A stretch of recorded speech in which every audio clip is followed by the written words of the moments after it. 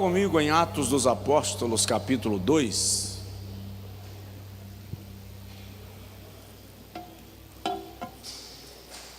Analisando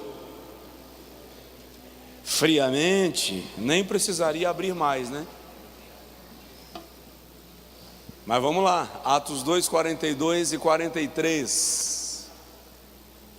Atos dos Apóstolos, capítulo 2, versículo 42 e 43. Quem encontrou e pode dizer amém?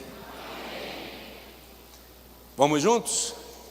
E perseveravam na doutrina dos apóstolos e na comunhão e no partir do pão e nas orações. E em toda a alma havia temor, e muitas maravilhas e sinais se faziam pelos apóstolos. Você pode dizer amém? Senta um pouquinho, por favor.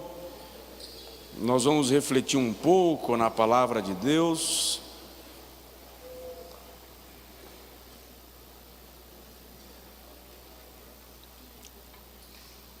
O que acontece quando o Espírito Santo desce? Quais são os sinais de que a descida do Espírito Santo gerou em nós alguma mudança, alguma experiência? O que marca uma igreja cheia do Espírito Santo? Nós estamos, acho que há 24 ou 25 semanas desse texto. E se deixar, a gente vai mais algumas.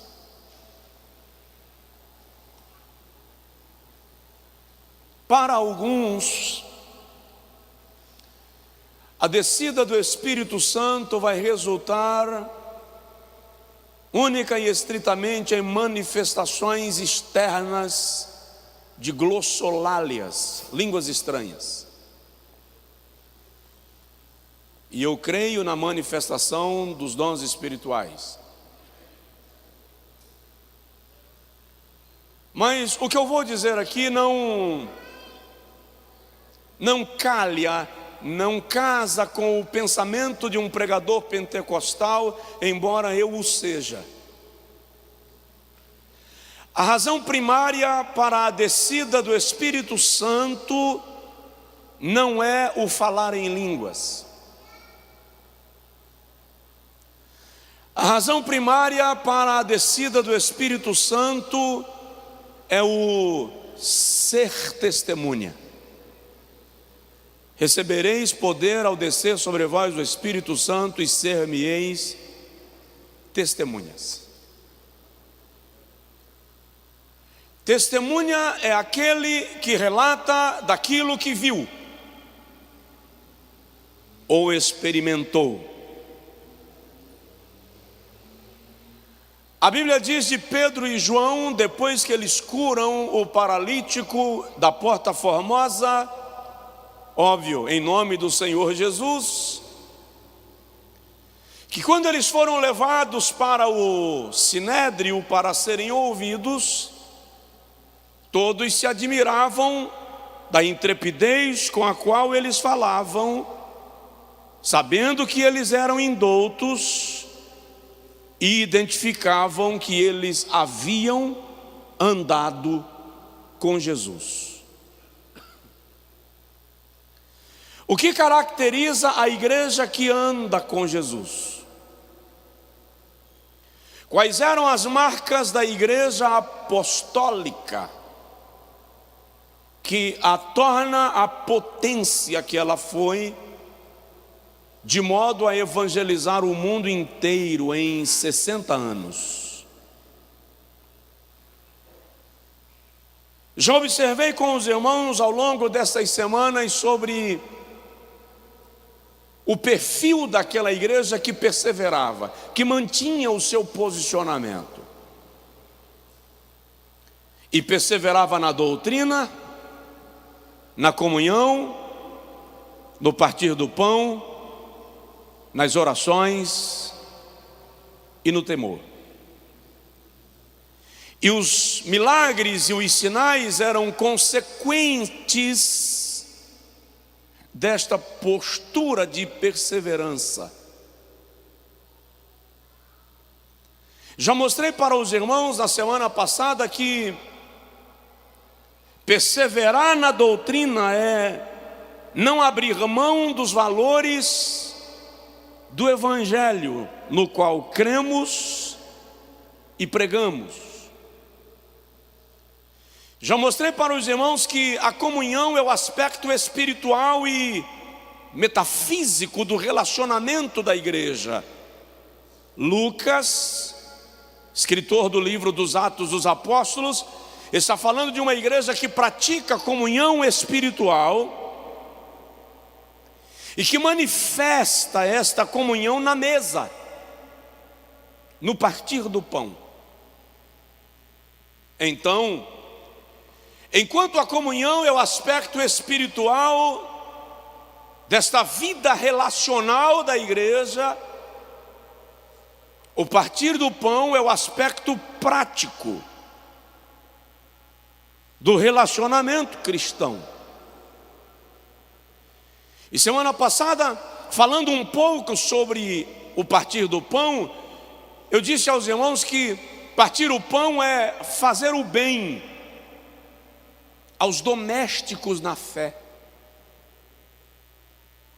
é atentar-se para a necessidade daqueles que nós chamamos de irmãos. Se a tua necessidade não me incomoda, podendo eu resolvê-la, há uma grande probabilidade que o meu cristianismo seja meramente nominal.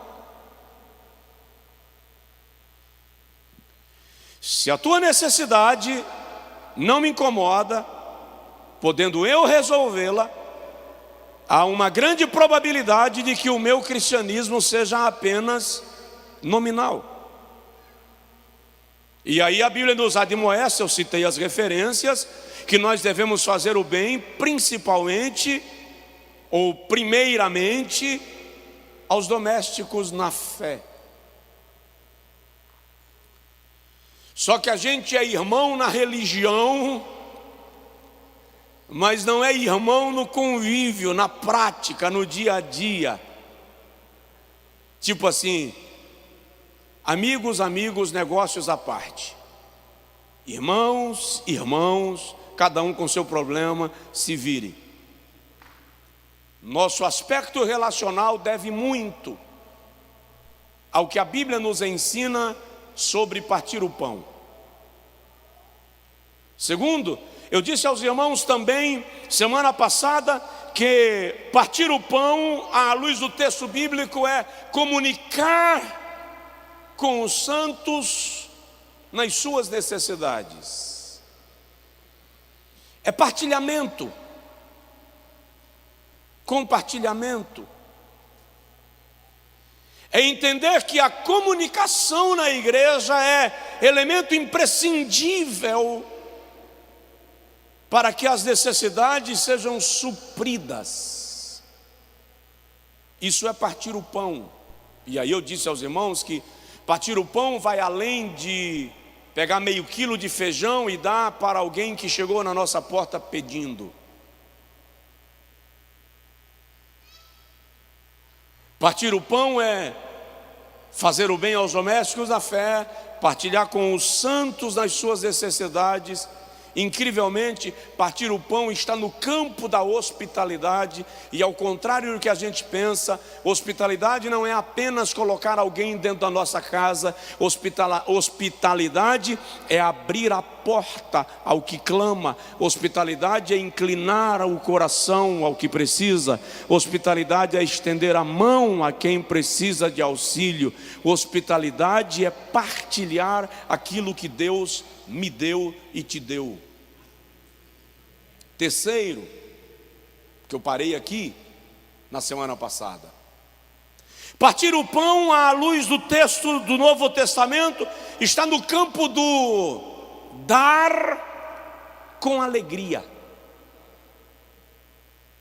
Fala comigo, dar com alegria. Repete, dar com alegria. O que é dar com alegria? Sem constrangimento, sem precisar o outro insistir. A reação espontânea de quem identificou a necessidade do irmão. Ele não pediu. A partir do momento que eu percebi a dificuldade do outro, dar com alegria significa: eu não preciso esperar que ele me peça. Eu identifiquei a necessidade e devo espontaneamente dispor. Isto é dar com alegria. Tem alguém aí? Diga comigo, dar com alegria. É não lançar em rosto, não humilhar para dar, não constranger para dar. Paulo, escrevendo aos Coríntios, na segunda carta, capítulo 9, versículo 7, diz assim: não com tristeza ou por constrangimento, mas com alegria, porque Deus ama ao que dá com alegria.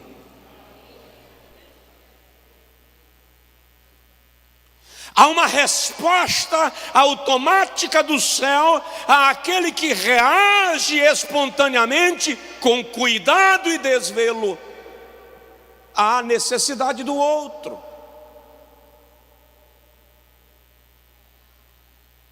Jesus trata disso quando fala de si mesmo. Em Mateus 20, 28, ele diz assim: esse é o sangue derramado por muitos que eu darei em resgate. E o dar que Jesus usa ali é ato espontâneo. Eu estou me dando. A sensação que a gente tem sobre Jesus é que Deus, o Pai, colocou as mãos nas costas dele e disse: você tem que ir para o Calvário, forçado. E não é isso, ele se deu. A Bíblia diz em Hebreus capítulo 9, versículo 14, que ele ofereceu-se. Está escrito em Atos 2:23 que ele foi entregue por conselho e presciência, conhecimento antecipado de Deus. Ato espontâneo, ele se deu.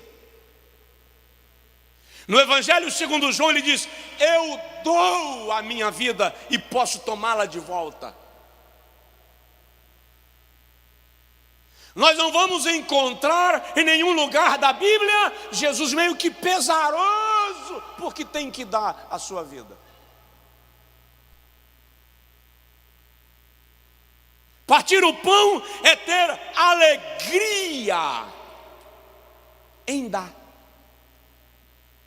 Filipenses capítulo de número 2, versículo de número 3 e 4, 2 e 3, Filipenses capítulo 2, versículo 2 e 3, Paulo diz assim: completai o meu gozo,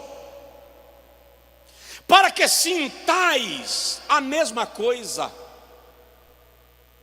tendo o mesmo amor, sentindo o mesmo sentimento.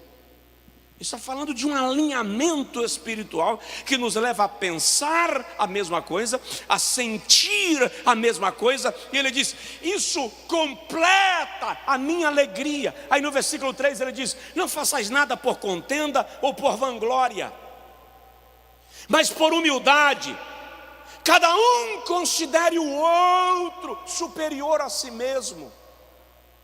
Ora, Paulo está pregando complexo de inferioridade. Eu disse isso aqui essa semana. Quando ele diz: cada um considere o outro superior a si mesmo, Paulo está ensinando complexo de inferioridade? Não, ele está dizendo de primazia, de prioridade. Se importe primeiro com a necessidade do outro. Aí Paulo dá para nós um exemplo que a gente lê sempre, cita sempre, dá sempre glória a Deus, mas não faz o contexto para entender o que ele está dizendo. Ele diz: de maneira que haja em vós o mesmo sentimento que houve também em Cristo Jesus. A que sentimento ele está se referindo? Ao sentimento de Jesus, que nos coloca como prioridade, esvaziando-se a si mesmo, não levando em consideração o fato de ele ser igual a Deus. Ele assume a forma humana, e achado na forma humana, assume a condição de servo. Tudo isso nos colocando em primazia, tudo isso por nossa causa. Aí Paulo diz: e se submete à morte, e morte de cruz. Tudo isso por nossa causa, nos colocando em primeiro lugar. Não pensou nele mesmo, não se deteve à sua posição, ao seu lugar, à sua natureza. Aí Paulo diz: ele esvaziou-se a si mesmo, pelo que também Deus o exaltou soberanamente e lhe deu o nome que está acima de todo nome, para que ao nome de Jesus se dobre todo o joelho dos que estão nos céus, na terra e debaixo da terra, e toda língua confesse que Jesus Cristo é o Senhor, para a glória de Deus Pai. Então,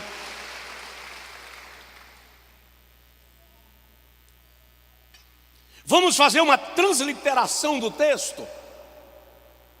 Paulo está dizendo: tomai por exemplo para vós o Senhor Jesus, que mesmo sendo Deus, não se orgulhou de ser Deus, mas esvaziou-se a si mesmo, dando primazia à tua necessidade, dando primazia a você. E quando ele se esvaziou da sua natureza de Deus, ele tornou-se homem, submetido a todas as limitações da natureza humana. Foi servo e aceitou morrer na pior morte, a de cruz, para nos dar o mesmo sentimento de que nós devemos dar primazia aos nossos irmãos. E Jesus fez tudo isso com alegria. Exemplo: alguém me pediu uma ajuda, aí eu vou lá em casa, tem alguém que está precisando de um auxílio, por exemplo, para o almoço de hoje, eu não tenho comida. Ah, tá, eu vou te ajudar, tá, espera só um pouquinho. Aí eu chego lá no armário e eu pego tudo aquilo que eu comprei na feira, mas eu não olhei a data de validade. Só depois que eu cheguei em casa eu vi que estava vencido. Então é isso que eu vou dar para o irmão. Afinal de contas eu estou dando. Cavalo dado não se olha os dentes. Dar com alegria é chegar no meu armário e pegar o que eu tenho de melhor, aquilo que eu participo na minha mesa e sirvo a minha casa, é o que eu vou partilhar contigo. Isso é dar com alegria.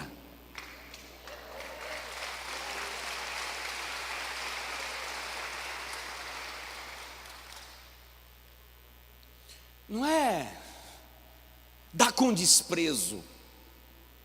Então eles perseveravam no partir do pão, e no partir do pão eles perseveravam e davam com alegria, de modo, o apóstolo Pedro nos dá uma orientação na primeira epístola, capítulo 4, versículo 10. Achei esse texto extraordinário, de uma lição de vida espetacular, espiritual e ministerial.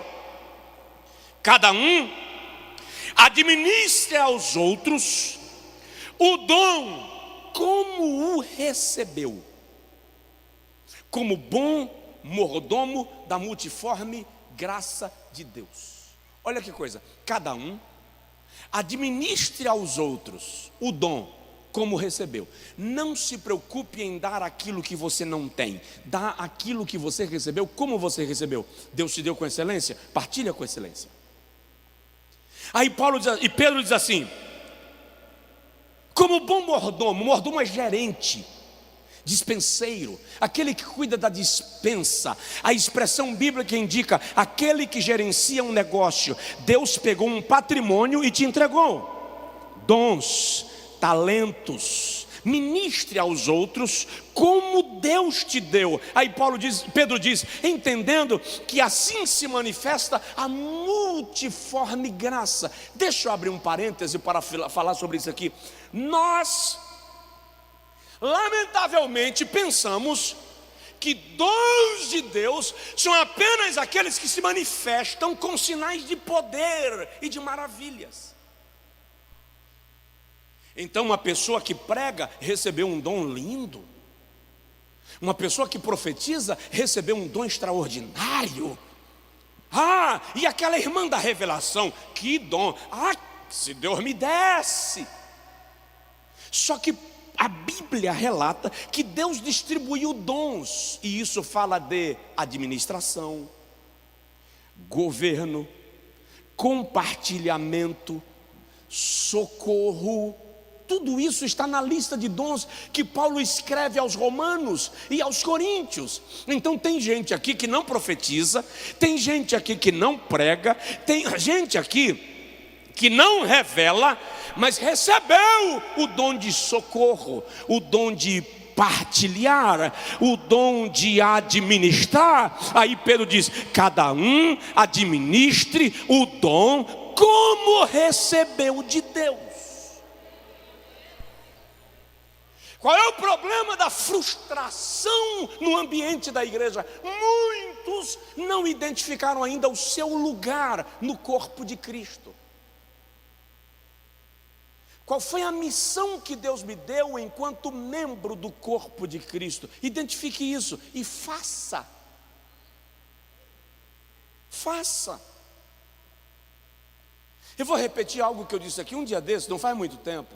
Eu recebi um casal de pastores. Ela, altamente culta, pós-doutorado em educação, em depressão, de outro estado. E quando começamos a conversar, e ela foi pontuando as situações de angústia que ela tem vivido, eu perguntei para ela, qual foi o ponto gatilho? Quando começou? A senhora consegue identificar o ponto de início dos sintomas de depressão? Ela disse, facilmente. Então me diz. Ela disse, quando eu fui ordenada pastora. Eu não entendi. Ela disse, eu não sou pastora, eu não quero ser pastora, eu sou esposa do pastor, mas eu não sou pastora. Eu falei com ela, e qual é a dificuldade?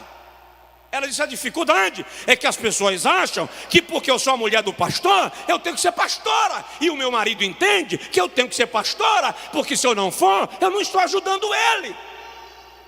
E alguém já disse que se eu não cumprir minha missão, que Deus vai pesar a mão, e que eu estou em depressão exatamente porque eu estou resistindo a Deus. Aí eu falei com ela, o que a senhora gosta de fazer na igreja? O que a senhora gostaria de fazer? Eu disse, pastor, eu queria ir para a favela, para a comunidade, levar cesta básica, evangelizar, dar banho no idoso, dar banho no morador de rua. Eu olhei para o marido dela e perguntei, e qual é a dificuldade de o senhor entender que ela não é pastora, é evangelista? Qual é a luta de compreender que Deus deu dons e que cada um deve administrar o dom conforme recebeu, como mordomo da multiforme graça? Então, dar com alegria é cumprir no reino de Deus o teu papel. E quando você cumpre o teu papel, quando você cumpre o propósito para o qual Deus te estabeleceu, a tua alma jubila nisto. Em nome de Jesus, se você está fazendo azedo, com cara feia, com cara de quem comeu babosa com pimenta, não faz, que Deus vai levantar alguém que faça aquilo que tiveres que fazer no reino de Deus. Faça com alegria.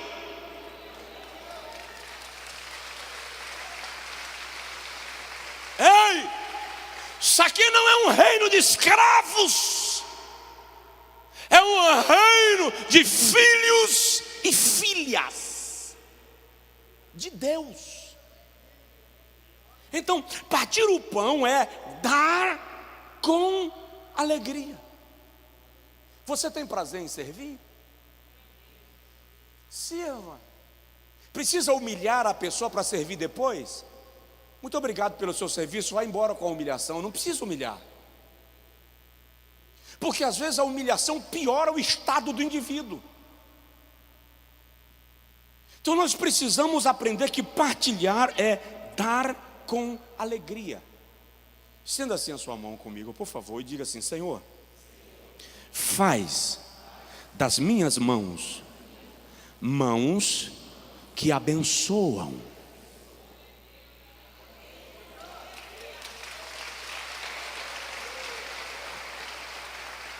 Quarto lugar, partir o pão é servir com disposição. Servir com disposição. O escritor aos Hebreus, no capítulo 6, versículo 10, diz assim: Deus não é injusto para esquecer o serviço com o qual o servistes e ainda o servis. Só que Paulo, escrevendo aos Romanos, no capítulo 12, versículo 10, 11, diz assim: sede fervorosos do Espírito, servindo ao Senhor. Diz que um pastor chegou na igreja e anunciou que ia pintar a igreja. E o irmão se apresentou: pastor, eu sou pintor, eu trabalho, eu sei pintar. E o pastor disse: meu irmão, então vamos fazer o seguinte: essa parede aqui vai ser pintada de branco, está aqui a tinta, todo o material. Aí está o irmão lá pintando assim: mais perto quero estar. Quando o pastor viu, o pastor disse: não, meu irmão, não é assim, é assim, ó: eu quero trabalhar para meu Senhor.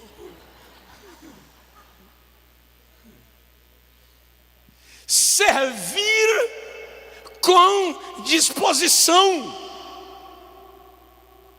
Sabe, eu estava lendo um texto hoje que eu já li diversas vezes, já preguei sobre ele, mas nunca tinha prestado atenção num negócio muito importante.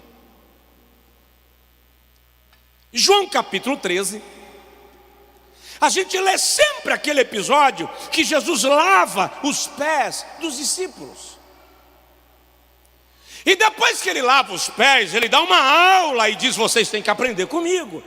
Mas vamos ler o início do texto. Olha o que o versículo 2 a 5 diz, ó: e acabada a ceia, o diabo já havia posto no coração de Judas Iscariotes, filho de Simão, que traísse a Jesus. Jesus, sabendo que o Pai tinha depositado nas suas mãos todas as coisas, e que havia saído de Deus e ia para Deus, levantou-se da ceia e tirou as vestes, e tomando uma toalha cingiu-se. Presta atenção. O ambiente de traição está armado. O clima de hostilidade está montado. Já há um clima de angústia e de apreensão. O diabo já havia posto em Judas a decisão de trair a Jesus. Como é que você reage quando você está num ambiente que você percebe que o ambiente é hostil? Quando você está num ambiente que você percebe traição, ou se a gente for baiano, a gente diz trairagem. Quando você está num ambiente de traição, a primeira coisa que você faz é se armar, se retrai, se contrai, a pupila dilata,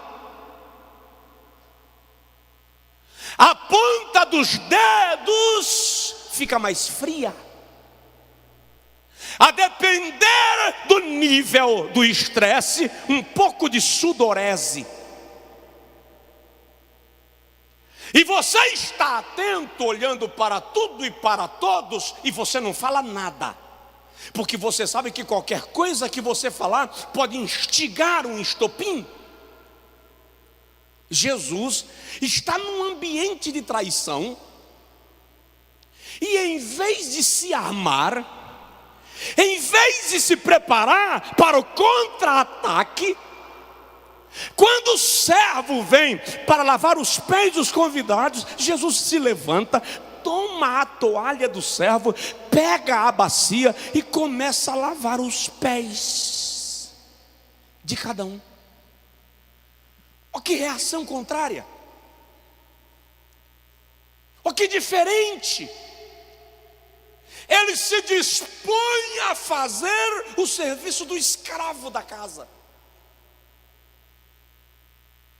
Quando chega em Pedro, obviamente, Pedro não entende nada e fala assim: o senhor não vai lavar meus pés? O que é isso? Jesus diz: ô Pedro, se eu não lavar teus pés, você não tem parte comigo. Pedro diz: ah é? Então dá banho. Lava o corpo. Jesus disse: não Pedro, o corpo inteiro não, basta os pés, porque eu estou fazendo isso para dar a vocês uma lição. Se eu, o Senhor, vos lavei os pés, assim vocês devem fazer, servindo uns aos outros. No ambiente de traição, em vez de Jesus se tornar agressivo, em vez de Jesus manifestar irritabilidade, ele manifesta disposição de servir.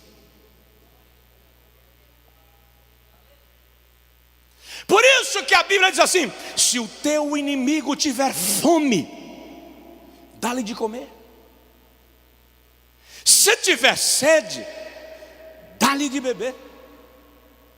Se o teu inimigo brigar contigo por causa do teu paletó, entrega o colete também. E se ele quiser que andes contigo 1 milha, vai 2. E se te ferir a face, oferece a outra. Jesus está falando num ambiente de completa hostilidade, porque Roma dominava a Palestina. Os soldados romanos fustigavam os judeus. A revolução, os focos de revolução estão acontecendo, e dentro do grupo apostólico tem gente que defende a revolução política e militar. Aí Jesus diz: em vez de devolver a ferida, oferece a outra face. O discurso de Jesus é ridículo naquele cenário, não cabe naquele ambiente. Mas Jesus está dizendo: se você quiser suplantar a fúria do teu inimigo, não ofereça a ele espada pela espada, ofereça a ele a outra face. E é interessante que mais tarde a psicologia vem dizer que oferecer a outra face a quem te agrediu é muito mais avassalador do que devolver o soco. Porque quando você devolve o soco, você dá a ele, você aciona nele a chamada lei da compensação. A balança está equilibrada, eu bati, mas ele bateu também, equilibrou a balança. Mas quando você oferece a outra face, você desarma a lei da compensação e manifesta para ele um espírito de humildade. Olha para mim, que só pode ser reflexo de Cristo na minha vida e na sua vida, porque oferecer a outra face é reflexo de Cristo. Então Jesus está ensinando aqui que se nós queremos partir o pão, nós precisamos ter disposição de servir. Não espere que o outro peça se você percebeu. Eu já vi pregador dizendo que José chegou no Egito como escravo e de repente era governador. Bom, primeiro, ele não era governador. Se você atualizar a linguagem, ele é um primeiro-ministro, ele é um chefe de Estado. Segundo, não foi de repente. O cara chegou no Egito com aproximadamente 16, 17 anos, e quando ascendeu ao trono ele tem acima de 30. Se você me disser que 13, 14 anos de escravidão, prisão, calúnia, chicote, perturbação no juízo e os irmãos querendo matar é de repente, que Deus lhe ajude. Agora, qual é o segredo de José? Se o irmão lê Gênesis 37, a Bíblia diz assim: José servia a seu pai. Se você lê Gênesis 39, diz assim: José servia a Potifar. Se o irmão lê Gênesis 40, diz assim: José servia ao carcereiro. Se você ler Gênesis 41, diz assim: José servia ao faraó. E se você ver o resto da história, você vai ver José servindo aqueles que lhe venderam como escravo. O segredo do sucesso de José é servir. E deixa eu te dizer uma coisa: não há promoção para o servo. A maior promoção que um servo pode ter é o título de mais servo ainda. Deus nunca vai te promover da posição de servo. Nós fomos chamados para servir. Partir o pão é servir, com disposição. Tem alguém que pode dizer amém? Diz assim comigo: Senhor, me faz mais servo. Porque alguém trouxe uma teologia distorcida para nós, nos ensinando que todo mundo é cabeça. E você é. Deus te colocou como cabeça. Mas presta atenção: quem mais serve ao corpo é a cabeça. É ela quem dá as coordenadas. Você, eu, nós somos servos. Partir o pão é servir com disposição. Presta atenção: se você não serve, você não serve. Alguém me entendeu? Se você não serve, você não serve. Vamos terminar? Diga amém. Último lugar: partir o pão é reconhecer a linguagem de Jesus. Nada denotará Cristo em nós com tanta evidência como aprender a partir o pão. Esta é a linguagem do mestre. Vou te dar um exemplo e depois cito duas ou três referências e a gente ora. Caminho de Emaús, domingo da ressurreição. 2 discípulos frustrados estão voltando para o interior. Eles conversaram, eles caminharam com Jesus há algum tempo. Eles tinham expectativa que Jesus iria restaurar o reino de Israel. Mas sexta-feira ele foi crucificado, foi enfiado numa rocha e sepultado, e uma pedra foi colocada na frente, e os guardas estão lá. Que frustração, que fora a gente deu. Como é que a gente pensou que seria diferente? E eles vão conversando, quando um estranho entra na conversa.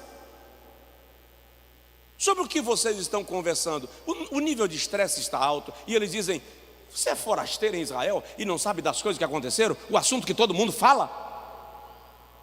E o estranho pergunta assim: quais coisas? E eles disseram: sobre Jesus de Nazaré, varão aprovado por Deus com sinais e maravilhas, que Deus operou por meio dele, no meio do povo, e como os judeus o entregaram à morte pelas mãos dos romanos. É bem verdade que ele disse que haveria de ressuscitar.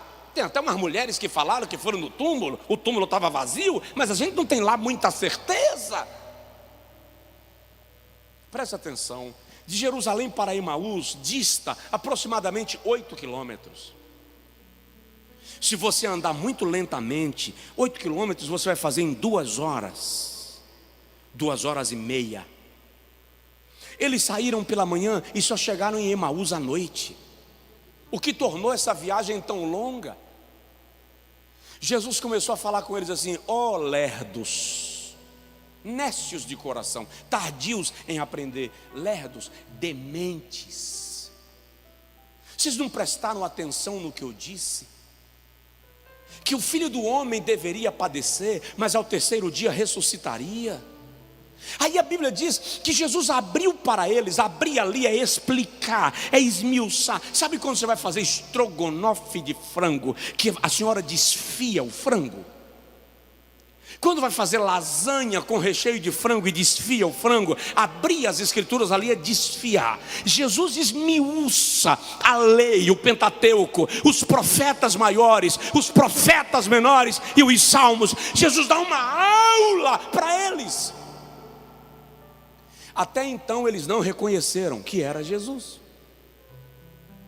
Quando chegam em Emaús, já é noite, e o estranho faz de conta que vai passar direto, e eles dizem: fica, pousa aqui, já é tarde, amanhã você segue viagem. O estranho aceitou o convite.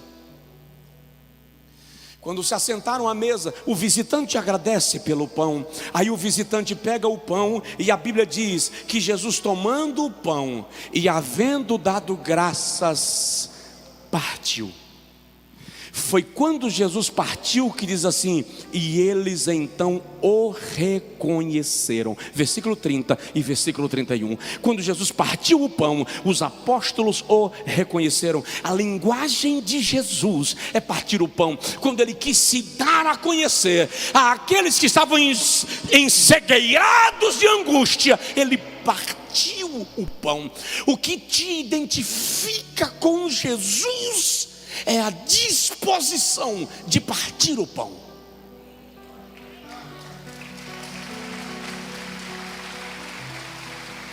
Mateus capítulo 14, Jesus está num lugar deserto e a multidão está lá, e ele diz aos apóstolos, aliás, alguém diz para ele: despede a multidão, eles estão famintos há 3 dias atrás de nós. Jesus disse: despede a multidão não, dê a eles o que comer. Alguém chega e diz: Senhor, nem 300 denários daria para pagar comida para tanta gente. O que é que Jesus faz? Alguém chega, Filipe, com um menino e diz: tem aqui um menino que traz na mão 5 pães, 2 peixinhos. Aí Jesus diz assim: manda a multidão sentar, em grupo de 50 e 100. E quando a multidão senta, a Bíblia diz que Jesus deu graças e partiu o pão para alimentar a todos. A linguagem de Jesus é partir o pão. Na Santa Ceia, ele toma o pão e, havendo dado graças, parte o pão. Nós queremos que o mundo nos conheça por causa do nosso estereótipo. Nós queremos que o mundo saiba da nossa fé por causa da Bíblia que a gente carrega na mão. Nós queremos que o mundo nos reconheça como cristãos por causa do nosso fervor espiritual. E Jesus está dizendo: é muito fácil vocês serem identificados como meus seguidores. Aprendam a partir o pão. Isto é tão sério no coração de Deus, que no Antigo Testamento Ele estabeleceu a lei da generosidade. Quando se fazia a colheita, por exemplo, e levando o cesto para casa, a espiga caía, a pessoa que levava o cesto não podia voltar para buscar a espiga, tinha que deixar. Se caiu, é porque está cheio demais. Deixa para quem vem atrás de você faminto e necessitado. Deus está nos ensinando, presta atenção, tudo aquilo que veio sobejando na tua vida não é para jogar fora, nem é para esbanjar. Alguém vai precisar. Deus deu a tua porção, e deu a porção que servirá de provimento para alguém, porque você é a resposta da oração de alguém.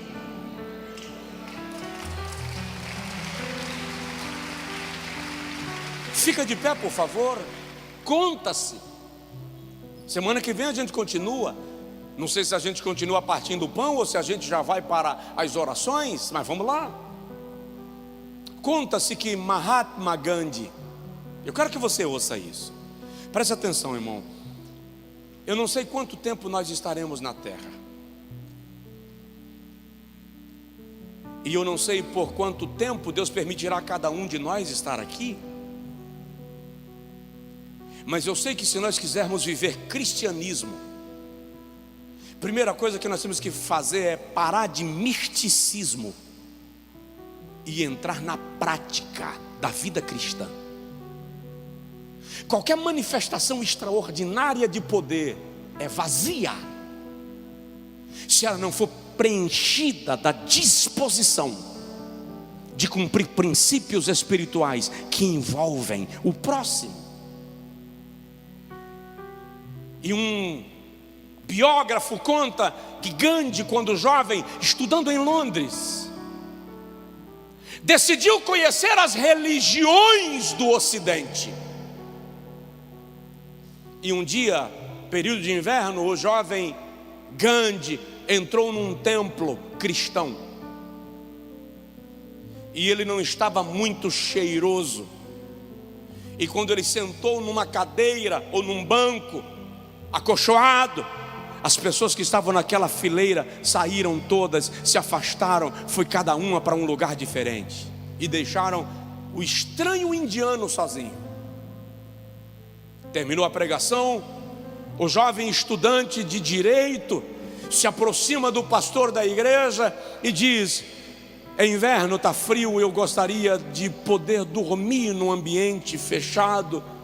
Se o senhor pudesse me conseguir uma dormida aqui no templo, eu gostaria muito. E o pastor disse: não, o templo não pode oferecer dormida, o templo não é hospedaria, nós não podemos fazer nada. E dá licença que eu preciso fechar a igreja, as pessoas já estão saindo. O jovem indiano disse assim: então me permita, por favor, me conceda um pano, um tecido, para que eu durma pelo menos do lado de fora, por dentro do muro, e eu me proteja um pouco do frio. E o pastor disse: também não tenho como conseguir o pano, isso aqui é uma igreja, e você nem pode ficar por dentro dos muros. E foi fechando a porta. E o jovem disse: então por favor me consiga um pedaço de pão, eu preciso comer alguma coisa, há 3 dias eu não me alimento. E o pastor rápido fecha o cadeado e diz: eu não posso lhe ajudar, tenha uma boa noite, Deus lhe abençoe. Os anos se passaram, o jovem Gandhi conclui seu curso, retorna para a Índia, torna-se um ativista político de influência global, o maior difusor do hinduísmo. E quando estava próximo a morrer, e um jornalista norte-americano pergunta para Gandhi: o que você diz acerca de Jesus? O jovem, agora o velho Gandhi diz: no Cristo de vocês eu creio. Eu não creio é no cristianismo que vocês pregam. Então a pergunta agora é: que tipo de cristianismo nós estamos vivendo?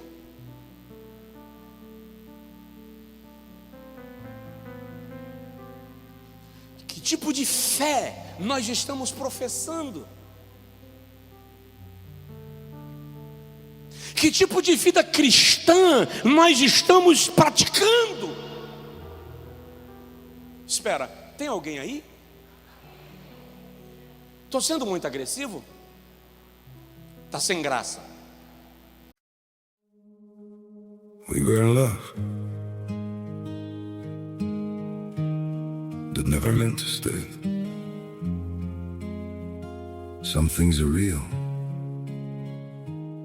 even when they fade.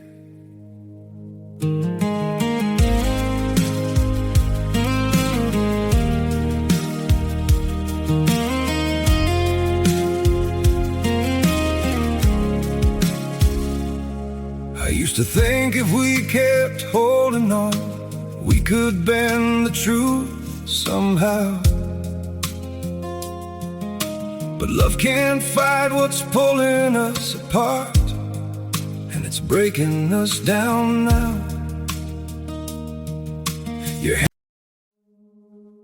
We were in love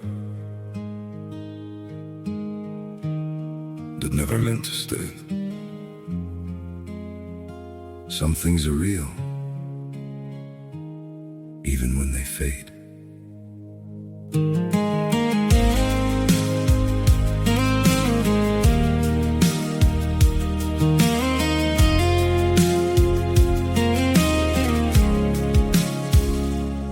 I used to think if we kept holding on, we could bend the truth somehow. But love can't fight what's pulling us apart, and it's breaking us down now.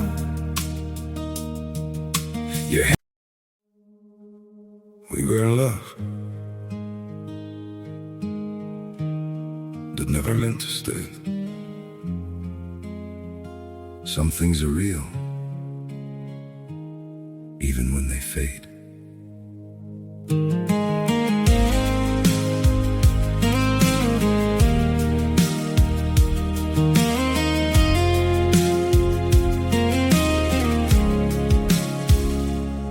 I used to think if we kept holding on, we could bend the truth somehow. But love can't fight what's pulling us apart, and it's breaking us down now.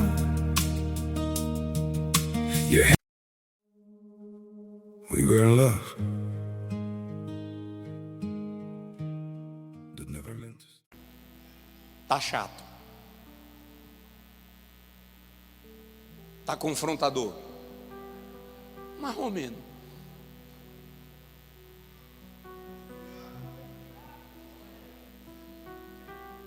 O que Jesus pensa do cristianismo que nós vivemos? O que o diabo pensa do cristianismo que nós vivemos? O que o mundo pensa do cristianismo que nós vivemos? Acreditem, eu estou com uma série de mensagens muito fervorosas para pregar para vocês. Estão fervilhando dentro de mim mensagens que vão te motivar para uma vida de conquistas, de sucesso, de pisar e tomar posse. Mas o Espírito Santo ainda está me dizendo que este é o momento de talhar na igreja, de esculpir. Ainda hoje eu dei uma passada em alguns rabiscos para dizer: Senhor, que mensagem extraordinária essa aqui. Quer ver? 7 coisas que Deus quer que você saiba ao seu respeito. Lindo demais. E eu poderia pregar agora à noite, e uns 2 de vocês iam sair fazendo um trenzinho em cima das cadeiras. Mas quando eu paro para conversar com Deus, o que eu sinto é Ele dizendo: não, pegue a talhadeira e o martelinho, ainda é hora de esculpir. Nós estamos esculpindo a igreja que seremos, e a igreja que seremos é uma igreja que persevera na doutrina, na comunhão, no partir do pão, nas orações e no temor. Eu quero que você vá para casa hoje pensando no cristianismo que nós estamos vivendo, porque o mundo não precisa de uma igreja que é meramente religiosa. O mundo precisa de uma igreja que faz a diferença na prática do partir do pão, que traduz a linguagem de Jesus. Ore comigo agora e diz para Deus: me ensina isso. Diz para Deus: me revela isto. Diz para Deus: eu quero entender sobre isso na prática. Eu quero ser bênção na vida de alguém. Eu quero ser instrumento do céu na vida de alguém. Eu quero estar no lugar que o Senhor determinou que eu esteja, para que eu seja a resposta da oração de alguém. Senhor, em nome de Jesus, Tua palavra está exposta.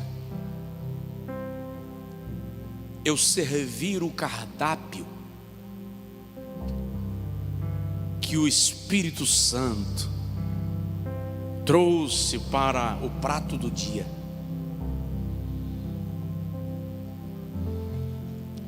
E o cardápio, Senhor, confronta o nosso exclusivismo. O cardápio confronta o nosso comodismo. Às vezes, nossa hipocrisia. E nos desafia, Senhor, para sairmos desse religiosismo barato que mede as pessoas pela aparência, que julga as pessoas, e nos colocar na condição daqueles que estendem a mão, porque o Senhor nos estabeleceu como luzeiros no mundo, como sal da terra. Usa-nos e faz a gente perceber que nós não estamos sendo usados por Ti da maneira mais poderosa quando estamos dando ordem ao paralítico para que ande. Nós estamos sendo usados por Ti da maneira mais poderosa quando dizemos à alma abatida que se levante. Quando nos tornamos voz profética para aquele que desanimou. Desmonta toda a estrutura espiritual que se opõe à vida cristã, à luz do texto que nós estamos refletindo, e nos transforma. Agora diga para o Senhor: usa-me, usa-me.